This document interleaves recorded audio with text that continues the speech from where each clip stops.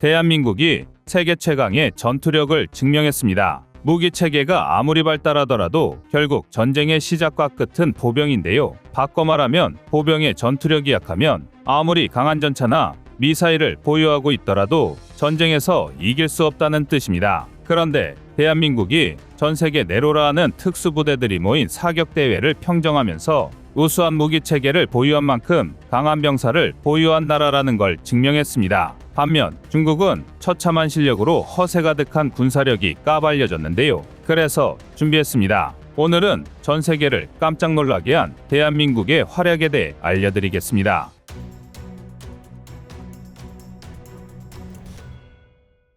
최근 레바논에 주둔 중인 다국적 유엔 평화유지군에서 사격 경연대회가 개최되었습니다. 매년 개최되는 이 대회의 표면적인 목적은 친목도모인데요. 평화유지군이라는 게 세계 각국에서 정예 중에 정예가 모인 연합군인 만큼 사격대회를 통해 국가 간의 문화장벽을 허물고 단합력을 높이겠다는 것입니다. 하지만 대한민국을 비롯해 중국, 스페인, 프랑스, 폴란드, 인도네시아 등 레바논에 주둔 중인 13개국 14개 부대가 전부 참여하는 사격 경연대회는 그 자체만으로도 작은 전쟁이나 다름없습니다. 이건 절대 과장이 아닌데요. 애초에 유엔 평화 유지군이라는 것부터가 정예 파병부대 집단이니만큼 사격대회를 통해 한 나라의 보병 전투력부터 개인화기의 성능까지 한눈에 가늠할 수 있습니다. 말이 사격대회지 한 나라의 명예가 걸린 자존심 대결인데요. 그런데 이런 중요한 대회에서 아주 놀라운 결과가 벌어졌습니다. 다름 아닌 대한민국이 순위권을 전부 독식해버렸습니다.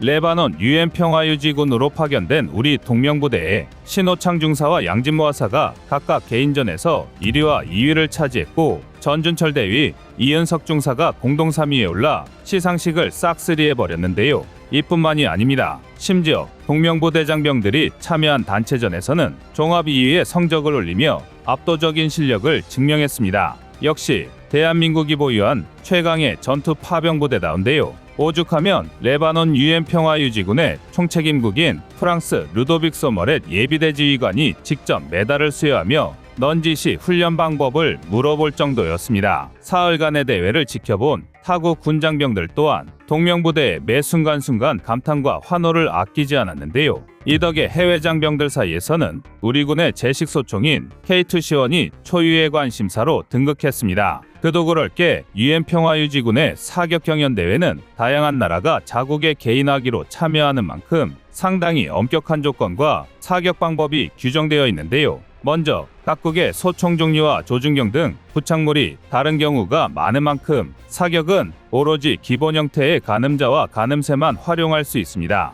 앞서 개인화기의 성능까지 검증받게 된다고 말씀드린 게 바로 이런 이유에서인데요. 추가적인 부착물이나 광학 장비가 없이 소총의 기본 성능에만 의지하기 때문에 개인화기의 장단점을 아주 노골적으로 평가할 수 있습니다. 또한 예선 사격 방식과 결승 사격 방식이 완전히 다른 형태로 치러지는데요. 일례로 이번 사격 경연대회의 경우 대한민국 성인 남성이라면 대부분 경험해봤을 엎드려 쏴뿐만 아니라 10개의 표적에 대해 무릎 쏴, 서서 쏴 등 복합 자세 사격 능력을 평가했습니다. 즉, 다분히 실전적이고 다양한 환경에서 우리 군의 사격 실력이 증명된 셈인데요. 이런 혹독한 상황 속에서도 항상 완벽한 성능을 보여준 K2 소총에 타국 군장병들의 관심이 쏠리는 것도 당연합니다. 최고가 사용하는 장비를 자신도 따라하고 싶어하는 건 군인이나 민간인이나 다를 게 없는 자연스러운 행동인데요. 이는 우리 동명부대와 K2 소총이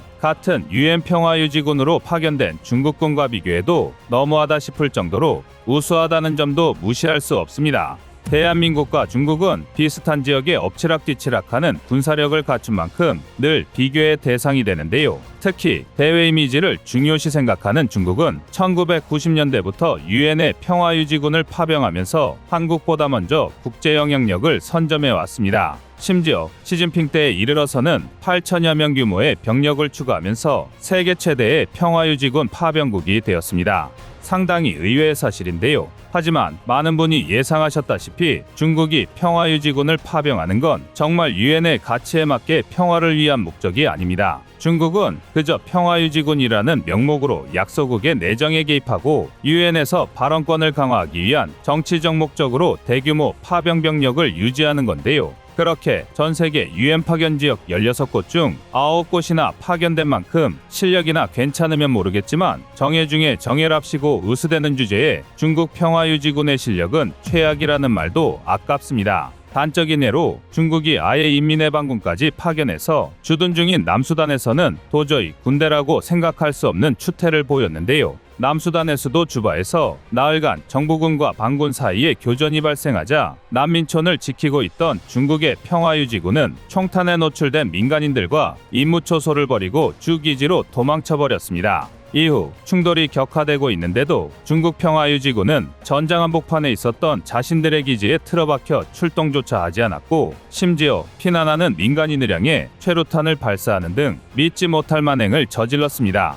이처럼 중국 평화유지군이 제 임무를 외면하는 동안 민간인을 포함한 300여 명이 사망하는 등 끔찍한 일이 벌어졌는데요. 또 최소 5명 이상의 외국인 구호활동가들이 중국군 기지 인근 호텔로 끌려가 집단 을 당했을 때도 수십 차례의 구조 요청을 받았지만 묵묵부답으로 일관했습니다. 이외에도 소총을 든 반군들이 공격해오자 그대로 장갑차 안에 처박혀 있다 결국 RPG 세례를 맞고 몰살당하는 사건까지 벌어졌었는데요. 아무리 중국제가 겉만 번지르르 하더라도 반군에 개인하기로는 장갑을 뚫을 수 없는 게 당연한데 그저 엑셀만 밟아서 자리를 이탈하면 그만인 것을 겁에 질려 그조차도 수행할 수 없었던 것입니다. 이 정도면 명색이 평화유지군이 총든 깡패 집단보다 나은 게 하나 없는 수준인데요. 16년 동안 레바논에 주둔하면서 신이 내린 천사라는 찬사를 듣는 우리 동명부대와는 정말 비교할 수 없을 정도로 막장인 모습입니다. 폭발물 제거부터 의료 지원, 태권도 지도까지 치안 유지와 민생 안정에 있어 폭넓게 활동 중인 동명부대는 2020년 최악의 참사라고 불리는 베이루트 항구 폭발 사고에서도 활약했는데요. 당시 동명부대는 기지에 보관 중이던 마스크 등 생필품 6천여 세트를 선뜻 제공했을 뿐 아니라 의약품 등 구호물자 4천여 세트를 현지 구매해 전달하는 등 구호 활동에 동참했고 반정부 시위가 격화되자 치안 유지의 최선봉에 기꺼이 앞장섰습니다.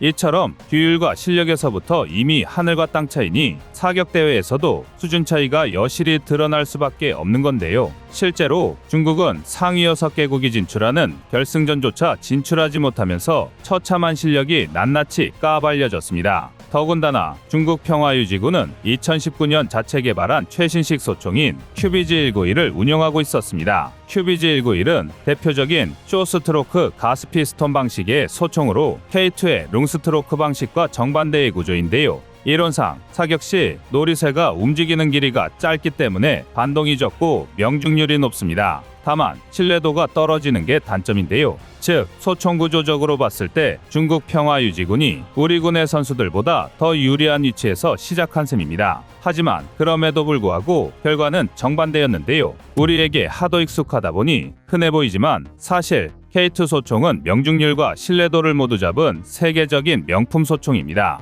우선 안전, 단발, 연발, 점사 4가지 발사 모드를 모두 제공하거나 온도에 맞춰 가스 배출량을 조절할 수 있다는 것 자체가 매우 드문 옵션인데요. 여기에 더해 직관적이고 간단한 조작성과 높은 신뢰도, 명중률 등 징병제 국가의 보급 총기가 가질 수 있는 보편성과 민간 총기에서 기대할 수 있는 높은 성능을 모두 갖춘 훌륭한 소총입니다. 그렇기 때문에 K2 소총이 대한민국에서 최초로 양산에 성공한 총기라는 걸 알려주면 외국 군사 전문가들이 병학에 빠지고 나는 건데요. 중국의 QBG-191 사례만 봐도 알 수 있으시겠지만 가장 기본 장비라고 하더라도 세계에서 제식 소총을 제대로 국산화하여 만들 수 있는 나라가 오히려 드문 편입니다. 일례로 러시아만 봐도 불세출의 천재였던 미하일 칼라시니코프가 설계한 AK-47, AK-74를 지금까지 줄기차게 개량하는 방식으로 제식화하고 있는데요. 또 일본의 20식 소총은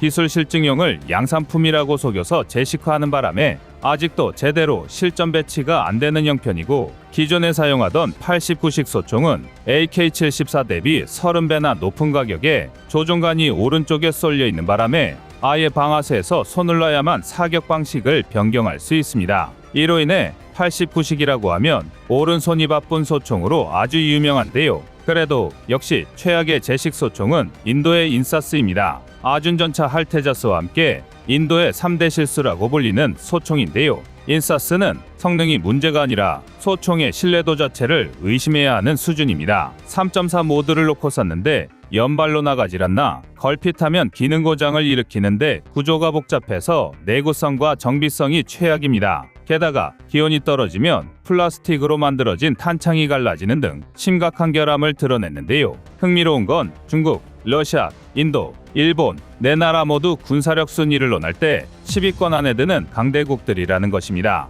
이 나라들의 군사력 실체가 어떻고를 떠나서 그만큼 제식 소총을 만든다는 게 어렵다는 방증입니다. 이를 감안하면 1985년에 처음으로 도입되기 시작한 대한민국의 K2가 얼마나 우수한 소총인지 얼추 감이 오실 겁니다. 그나마 거의 유일하다고 할 수 있는 단점은 고급 총기다운 평범한 외형과 확장성 부족이었는데요. 그러나 이마저도 K2C1으로 개량되면서 극복에 성공했습니다. 우선 외형적으로는 피카티니 레일을 장착하면서 워리어 플랫폼 기반 보급 형광학 장비를 손쉽게 장착할 수 있게 되었는데요. 이전에는 벨크로 등을 이용하거나 상부 몸통, 총열 덮개에 나사를 풀어야 했던 것에 비하면 장족의 발전입니다. 게다가 구조적으로 더욱 발전된 설계가 적용되면서 KCTC 시범 운용 결과 250m 표적 대비 명중률이 15.4% 상승했는데요. 또한 확대경, 조준경, 표적 지시기 등 워리어 플랫폼 미착용 부대와 교전 결과 살상률은 무려 480%,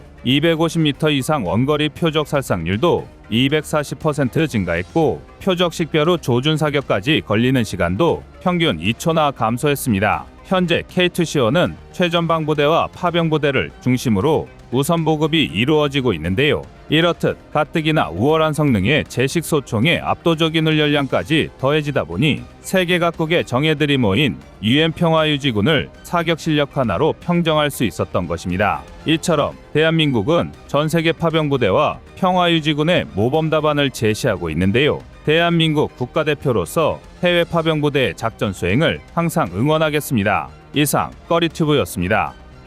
안녕하세요, 꺼리튜브입니다. 여러분의 가부나 성원에 힘입어 군사무기에 관심 없는 분들도 쉽게 이해하실 수 있는 대한민국의 육해공 군사무기의 숨은 비하 이야기를 책으로 엮었습니다. 하루 종일 검색해도 절대 찾을 수 없었던 비밀스러운 내용을 이제 책으로 만나보세요.